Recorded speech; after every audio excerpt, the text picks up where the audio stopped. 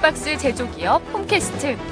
지난 2000년 삼성전기 연구원 출신 7명이 모여 자본금 5억 원으로 설립한 이 회사는 설립 3년 만에 코스닥에 입성하며 많은 관심을 받았다.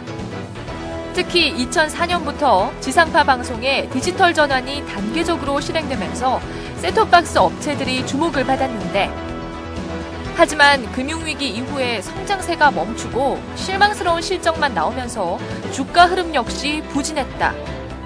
그러던 홈캐스트가 올해 1분기 어닝 서프라이즈를 기록했다. 과연 깜짝 실적의 이유가 무엇이고 놀라운 성적이 계속될지 살펴보자. 살펴봐야 될 것 같습니다. 자, 놀라운 성적이 계속되는지 살펴봐야 될 것 같습니다. 홈캐스트. 네. 약간 생소한 분들도 있을 텐데, 무엇을 만드는 기업인지 일단, 네. 주식 투자 좀 오래 하신 분들은 아마 좀 묶어서 이름을 많이 들어보셨을 겁니다. 홈캐스트뿐만이 아니라 뭐 휴맥스, 토필드, 가온미디어 등등. 테마주. 셋톱박스를 만드는 기업들인데요.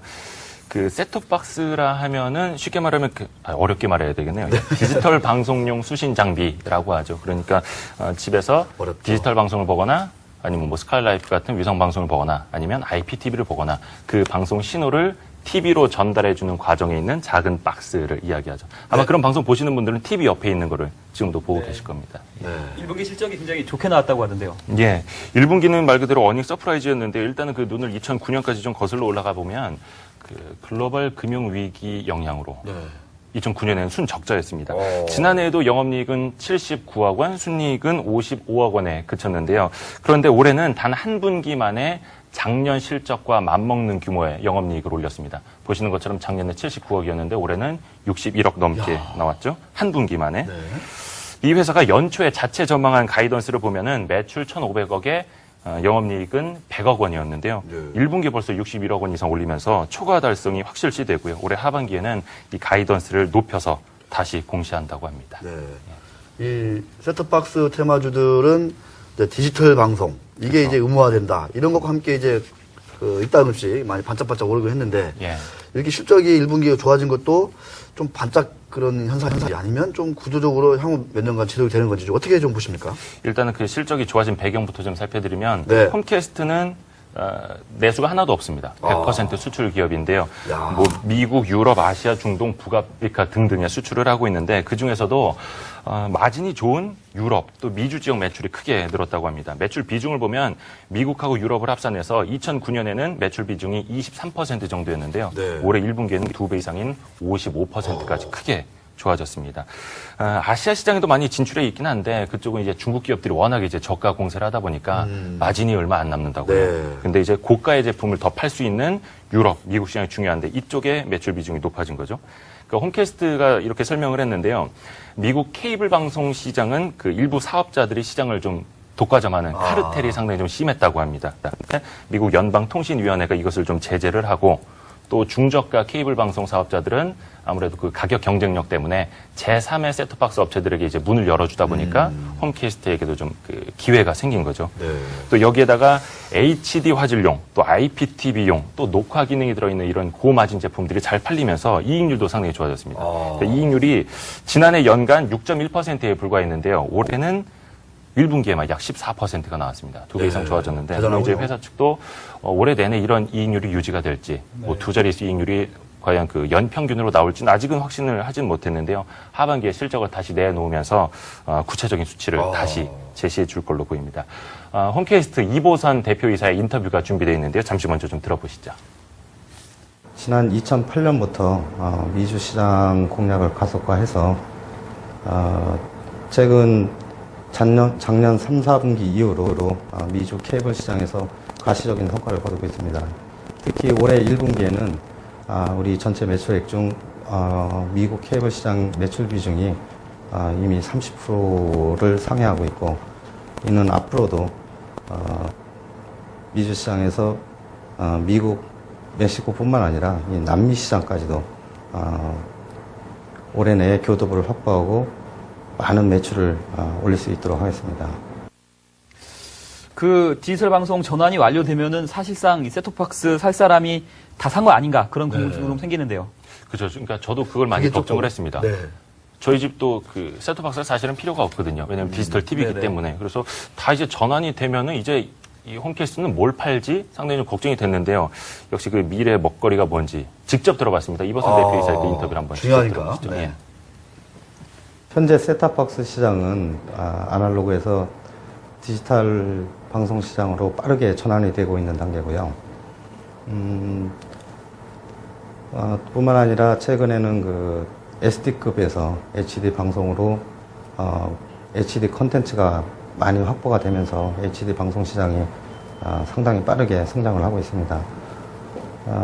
이 이후에 셋탑박스 시장은 그 IPTV를 포함한 하이브리드 셋탑박스 시장과 향후에 그 스마트 기능을 내장한 스마트 TV형 셋탑박스 시장으로 빠르게 성장을 예상하고 있습니다. 이제 그 네. IPTV 또 스마트 TV용 이렇게 쭉쭉 남아 있다는 거죠. 네. 새로운 그 수요가 대기하고 있다. 이렇게 말씀이신데. 제가 요새 그 연초에 분석을 하면서 관심이 필요하다고 얘기했던 진도. 요즘에 이게 최근에 올랐는데, 예. 이 PER이 한 3배 수준에서 지금 4배로, 무려 3배에서 4배로, 네. 엄청 올랐거든요, PER이. 예. 자, 이 밸류에이션이 중요합니다, 이렇게. PER이 낮으면 주가는 언젠간 오르게 돼 있거든요. 그렇죠. 자, 홈캐스트의 밸류에이션 어느 정도입니까?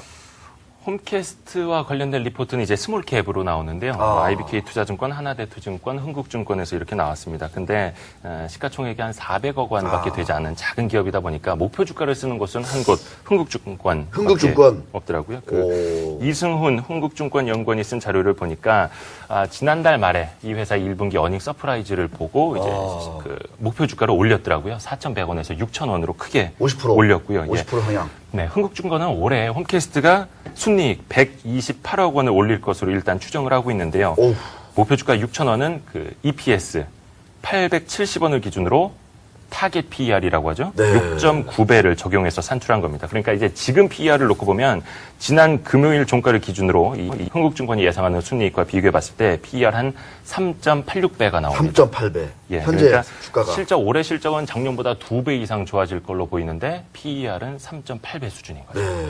이거 참 난리가 났습니다. PER 3.8배. 예.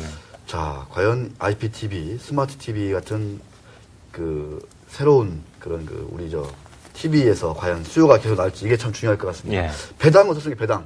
이 회사가 그 2003년 상장 직후부터 매해 그 이익이 날 때마다 상장을 꾸준히 해왔는데요. 액원에서 한 400원 정도는 꾸준히 해왔더라고요. 마지막 배당은 그 86억 원의 순이익을 올린 2008년이었는데요. 2008년부터는 그 금융위기 때문에 좀 실적이 안 좋아지면서 배당도 하지 못했고요. 하지만 배당 400원이면 뭐 어마어마하네요. 예, 앞에서 그 인터뷰로 만나보신 이보선 대표는 올해 역시 실적이 많이 난다면 그 성장세를 해치지 않는 한 배당을 할 것이다. 이렇게 이야기를 했습니다. 근데 왜 주가는 끔찍도 안 하나요? 이렇게 좋게 얘기를 하는데도. 정세영 기자 어떻게 보십니까? 네네. 이거? 주가가 이렇게 한 번 올랐기 때문에 그런 건가요? 일단 그 셋톱박스 업체들이 네. 그 산업의 성장성이나 이런 부분에 있어가지고 휴맥스. 네, 뭐 그런 맞아요. 쪽이 이미 좀 어느 정도 그 성숙 단계에 들어선 것이 아닌가 그런 관점들이 많이 있기 때문에 네. 주가나 이런 쪽에서는 뭐 아직까지 크게 환영 받지는 못하고 근데 있는 이게 그런 상황인 것 같습니다. 상반기 지나서 하반기에도 뭔가 보여준다면 또 그때 또 한 번 또 그럴 확 수 놀라가지고 있죠. 네네. 꾸준한 걸 이제 증명을 해야죠. 증명을 해야죠. 네. 네. 예. 꾸준한 걸 그리고 증명해야 이제 된다. 기고만장 기자실 시청자분들이 이제 신중하신 분들이 상당히 많으시니까. 네, 그렇습니다. 직접 공부해 보셔야죠. 아니, PER이 3.8배고, 네, IPTV, 스마트 TV에서 계속 수요가 새롭게 창출된다라고 얘기했음에도 불구하고 주가는 네, 여전히 30원 하락해 있는 3,330원입니다. 3자를 참 좋아하네요. 30원 하락한 3,330원. 네. 자, 우리 정영희 기자. 휴맥스가 지난 1분기 실적을 내놨는데 예. 상당히 좀 실망스러운 실적을 내놨습니다. 그러니까 셋톱박스, 휴맥스는 그렇죠. 셋톱박스 테마주인데 테마주의 대장주죠. 휴맥스가 대장주죠. 예. 네, 근데 휴맥스 보니까 일본 시장에서 마진율이 높은데 여기에서 조금 뭐랄까 선전하지 못했다. 이렇게 분석이 되더라고요. 그러면서 목표가가 하향 조정되면서 연간 실적도 좀 하향 조정되는 것 같고 대장주가 조금 그러니까 홈캐스트도 좀 힘을 못 쓰는 게 아닌가. 그러니까 조금 더 공부해 보실 분들은 그 미국 쪽에서 과연 이제 매출이 휴맥스나 홈캐스트 또 다른 기업들과 어떻게 다른지를 조금 더 아마 공부해 보시면 더 좋을 겁니다. 네. 자, 우리 이대호 기자가 하는 이 주주클럽 어떻습니까, 정렬 기자? 아주 뭐 그 기업 중소형 기업들에 대해서 아주 네. 자세하게 설명을 해주시니까 네. 유익한 시간이 되는 것 같습니다. 오래 돼야 될 텐데요. 네, 자 수고하셨습니다 오늘. 네, 수고하셨습니다. 네.